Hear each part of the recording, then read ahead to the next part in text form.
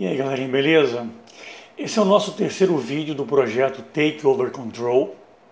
Peço que vocês mandem sugestões para futuros temas e que, se vocês gostarem, por favor, não esqueçam de curtir, compartilhar e marcar os amigos. Clicando nos arredores do vídeo, vocês podem assinar o nosso canal e ficar por dentro de tudo que a gente está fazendo, ok? Então vamos lá. Quanto mais me esforço, mais me aproximo do meu objetivo. Para discutir esse tema, eu vou contar uma breve história para contextualizar meu pensamento. Em 2005, eu resolvi fazer um curso de mergulho autônomo. Pouco tempo antes, eu havia tido minha primeira experiência com a modalidade, que é o que eles chamam de mergulho de batismo, e foi paixão à primeira vista. As aulas teóricas eram física pura, e como alguns instrutores sabiam que eu era físico, acabaram me convidando em diversos momentos para debater os temas na frente da turma. Foi muito divertido falar sobre física fora de uma aula convencional, no caso, física aplicada ao mergulho. No curso, também aconteciam aulas práticas na piscina, em uma lagoa e, finalmente, o grande finale, o mergulho final, que seria em mar aberto. A ansiedade pelo primeiro mergulho 100% independente era enorme. O batismo que eu falei anteriormente é um mergulho acompanhado de um instrutor, ou seja, um mergulho guiado. E, finalmente, chegou o grande dia. Entramos no barco e navegamos uns 40 minutos mar adentro. Houve o tradicional briefing antes da descida. O instrutor explicou que haveria um cabo de aço e que todos deveriam descer pelo cabo, aguardar a chegada do restante do grupo e dar início ao mergulho propriamente dito. Durante a descida pelo cabo, um dos alunos, por motivos que eu desconheço, começou a se debater. Os instrutores, sem sucesso, tentaram acalmá-lo. Através de gestos, eles me indicaram que eu deveria descer, aguardar o grupo lá embaixo. Então eu fui o primeiro a chegar e fiquei sozinho, esperando a galera. Esperando. A ansiedade era gigantesca e minha impressão é que já se passara uma eternidade e que ninguém aparecia. Foi então que eu tive a brilhante, que fique claro, ideia de mergulhar ao redor do cabo enquanto o grupo não chegava. Entre corais, peixinhos, uma leve correnteza e até mesmo uma tartaruga, eu fui me empolgando com a certeza que tudo estava sob controle. De repente, eu comecei a escutar um barulho de um metal batendo no cilindro de ar comprimido. E esse era o método que o nosso professor usava para chamar a atenção dos alunos. Ele, inclusive, havia explicado isso 1 milhão de vezes durante as próprias aulas teóricas. Eu vou ter que pedir uma licença rápida do nosso debate para falar um pouquinho sobre física, porque eu não vou aguentar. A velocidade do som na água é aproximadamente 1.500 metros por segundo, enquanto a velocidade do som no ar é 340 metros por segundo. Então, percebam que a velocidade na água é razoavelmente maior do que a velocidade no ar. Então, dessa forma, dentro d'água, o som chega aos dois ouvidos praticamente no mesmo tempo, tornando muito difícil localizar a origem do som. Então eu escutava o som, mas eu não conseguia saber se estava à minha direita, à minha esquerda, atrás, eu não conseguia identificar. Resumindo, eu não conseguia localizar o grupo pelo som. eu tinha certeza absoluta que eles estavam próximos, mas eu não conseguia, inclusive, observá-los. Então eu tentei encontrá-los de alguma forma, tentei fazer o caminho oposto e nada, não dava certo. Até que em determinado momento eu não escutava mais som nenhum. E aí eu comecei a ficar um pouco preocupado, né? Olhei para o relógio, percebi que já estava próximo do tempo total de mergulho que a gente havia combinado, e aí não teve mais jeito, eu não estava encontrando de jeito nenhum, resolvi emergir. Fiz a subida conforme foi debatido nas aulas, e certo tempo depois eu estava na superfície já flutuando. Tentei dar uma analisada de 360 graus e além de não conseguir ver o barco, eu também não conseguia detectar aonde estava a praia. Nenhuma elevação, nenhuma montanha, nada, eu não conseguia ver nada. Só água. Para piorar tudo, dias antes desse mergulho, eu havia assistido um filme chamado Mar Aberto, com uma história muito parecida com essa. Um casal de mergulhadores se perdia durante um mergulho e depois de muito sofrimento ao longo de vários dias, acabavam virando o lanche dos tubarões. Então, era inevitável que eu lembrasse do filme, né, numa situação que era muito parecida com a do filme. Mas eu tentava evitar o desespero. Eu não tinha a menor ideia de para onde eu deveria nadar, porque eu não sabia para que lado estava a praia. E aí, depois dessa história, eu gostaria de voltar à pergunta original do debate de hoje. Quanto mais me esforço, mais me aproximo do meu objetivo? Claro que a resposta é um sonoro não. Se você não sabe para onde você deve ir, por exemplo, nessa minha história, para onde você deve nadar, não adianta se esforçar ao máximo, porque quanto maior o esforço, pior pode ser o resultado. O meu colete estava inflado, então eu tentei pensar friamente e tomar a melhor decisão possível. Acabei decidindo esperar uma onda de amplitude razoável para que essa onda me levantasse e eu pudesse olhar os arredores. Porque na situação que eu estava naquele momento, eu só conseguia enxergar ondas por todos os lados. E eu não conseguia observar nada a uma distância razoável, exceto água, água, água. Então, longos minutos se passaram e finalmente surgiu uma onda razoável. A onda me levantou, eu tentei olhar nos arredores, mas não consegui localizar nada. Eu já sentia o dente do tubarão na minha perna. E beleza, mas depois de algumas tentativas, finalmente eu consegui ver o nosso barco muito distante. Mais uma vez percebi que nadar não era uma boa ideia, porque a distância era bem razoável.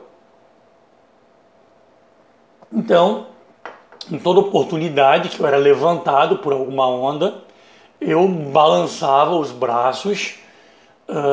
E eu, pra vocês terem uma ideia, eu nem tentava gritar, porque pela distância a minha conclusão é que ninguém escutaria.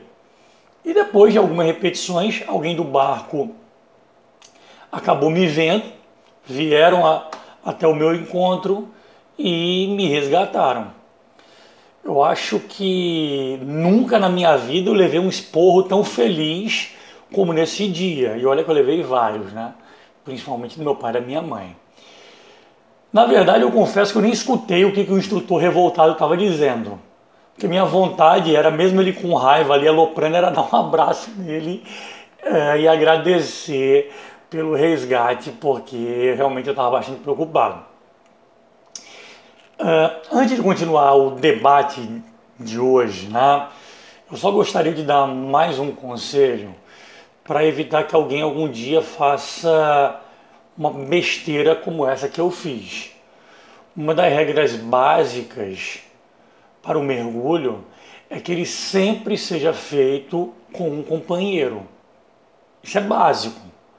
A presença de um dupla, como a gente costuma falar na linguagem do mergulho, é fundamental. Caso aconteça algum problema que não dê para resolver sozinho, ele pode te ajudar. Imagine, por exemplo, que eu tivesse tido algum problema com o fornecimento do fluido. Algo que inclusive aconteceu comigo em outra oportunidade.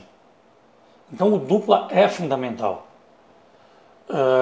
E foi justamente o que me salvou, não nessa história que eu estava contando, mas em outra situação que eu tive esse problema. Mas aí já é uma outra história, né? Também não vou contar mais uma história de mergulho para não perder o foco. Mas eu espero que a moral da história tenha ficado bastante clara.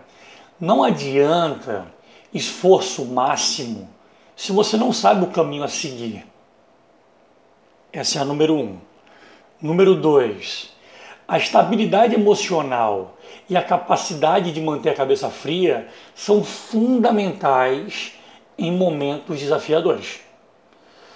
Eu cometi um erro gravíssimo, feri um dos conceitos básicos do mergulho autônomo logo na minha estreia, mas, em compensação, consegui manter a calma, montar uma estratégia vencedora e cancelar o lanche dos tubarões nesse dia. Estratégia. Essa é uma palavra poderosa. Qual o significado dela? Ação ou caminho mais adequado a ser executado para alcançar um objetivo ou meta. Eu queria que vocês lembrassem disso, pessoal. Sucesso é mais que esforço. O estratégico é aquele que se antecipa. Um fator chave na montagem da estratégia é o bom senso. Há alguns anos, nós já éramos reconhecidos pelos grandes resultados da nossa escola, mas algo que eu sempre mantive na minha cabeça é que, além de comemorarmos com os aprovados, nós tínhamos que nos preocupar com os alunos que, apesar do esforço, seguidas vezes eram reprovados. Há pessoas que se esforçam, fazem o seu máximo e não conseguem. Então, desde esse dia, a gente passou a tentar colocar na cabeça de todos os nossos alunos a importância de ter uma estratégia. Não basta apenas estudar, é necessário encontrar o melhor método. Em determinado momento, a gente começou a perceber que a palavra estratégia havia se tornado comum nos corredores da escola. A gente escutava os alunos falando: essa minha nova estratégia está dando certo, vou mudar a minha estratégia. Professor, eu queria discutir com você a minha estratégia para o segundo dia de prova. E por aí vai. E sem dúvida esse foi um momento de grande alegria para a gente. Eu pretendo discutir com vocês alguns tópicos estratégicos ao longo desses debates que eu estou aqui fazendo com vocês. Hoje em dia, por exemplo, é muito comum que eu gaste mais tempo no pós-aula do que na aula propriamente dita. Quando a minha aula acaba, sempre há uma fila de alunos para tirarem dezenas de dúvidas sobre resoluções de questões e, na sequência, uma outra fila de alunos para discutirem os seus números e as melhores estratégias. Os meus alunos já sabem que essas conversas sobre estratégia têm algumas regras. Em primeiro lugar, eu sempre quero números, sempre. Eu não faço debates em cima de abstrações. Não é astrologia, tarô, nada do tipo. Respeito, mas nesse caso específico tem nada a ver. Como físico, eu preciso de dados. Eu procuro fazer com que os meus alunos entendam que é necessário algo mais próximo possível do método científico, para que o debate seja produtivo. Para vocês terem uma ideia, uma das coisas mais comuns nesse tipo de conversa é você encontrar um aluno que não sabe o que o reprovou no concurso anterior. Eu já presenciei isso milhares de vezes. O aluno me procura e me diz, por exemplo, professor, o que me reprovou no último vestibular foi matemática. Como em geral eu prefiro tirar minhas próprias conclusões, eu peço para o aluno os números. Então me mostra aí como foram os seus acertos nesse exame aí que você citou. Quando eu olho os números, é normal que eu conclua que a análise prévia do aluno estava completamente equivocada. Por exemplo, olhando os números, eu concluo que o que o reprovou foi a prova de humanas e não a de matemática, como ele acreditava. Mas ele tinha certeza que havia sido reprovado por matemática. Então, repetindo, números, dados são muito importantes. De preferência, muitos dados. Muitos dados de vários experimentos diferentes. Por exemplo, os números dos simulados feitos ao longo do ano, os números do vestibular, comparar os números desse vestibular com os simulados que ele fez antes, que ele fez depois, né? Dados de um único experimento podem induzir conclusões completamente erradas. Com os números, é possível se descobrir quais são os pontos fortes e fracos do aluno. E dessa forma, montar uma boa estratégia, uma boa hipótese para que o objetivo seja alcançado. No caso específico de estudos, por exemplo, um bom horário de estudos. Um bom horário de estudos é um ponto crucial de uma boa estratégia. Novas experiências serão feitas posteriormente, os novos resultados devem ser observados por alguém que realmente saiba fazer esse tipo de interpretação. A gente tem que avaliar se a hipótese original estava correta e aí decidir se a estratégia deve ser mantida ou deve ser reavaliada. Essa cultura dentro da nossa escola é tão forte que é bastante comum que os alunos na fila após a aula estejam todos com um papelzinho onde tem uma tabela com um conjunto de todos os seus números construídos ao longo do ano até aquele momento. Como eu disse, aos poucos nós iremos discutir ponto a ponto, tá? Para que vocês saibam tudo o que é necessário para se construir o melhor caminho para o sucesso. Agora, eu queria acabar com a seguinte ideia. Você não pode dar o seu melhor quando você não sabe qual é o seu melhor. Conhecer seus pontos fortes e fracos é fundamental para se conseguir rendimento máximo. Você não pode se auto-enganar. Ser honesto quanto aos seus pontos fracos acelerará, sem dúvida, a sua vitória. Quando eu estudei na África do Sul, eu conheci um senhorzinho que me disse em inglês algo que eu nunca esqueci. Isso marcou esse meu período na África do Sul. Ele chegou, né? Falou mais ou menos assim: There are four people. Estou tentando aqui imitar a voz dele, mas não vou conseguir. Há 4 tipos de pessoas. Tipo 1, não sabe que sabe. Esse é bom. Good, good. Segundo ele. Tipo 2, sabe que não sabe. Também é bom. Tipo 3, sabe que sabe. Oh yeah, very good. Tipo 4, o pior de todos. Não sabe que não sabe. Esse é perigoso. Mente para si mesmo, acredita, mente para os outros, envenena. Esse é o que pode prejudicar a si mesmo e ao mundo. Esse foi mais um Take Over Control. Assuma o controle. Eu espero que vocês tenham gostado. E se gostaram, não esqueçam de deixar uma curtida ao final do vídeo. Assinem o canal para que vocês não percam as próximas conversas e mandem sugestões para os próximos temas. Um beijo no gordo e até a próxima. Valeu!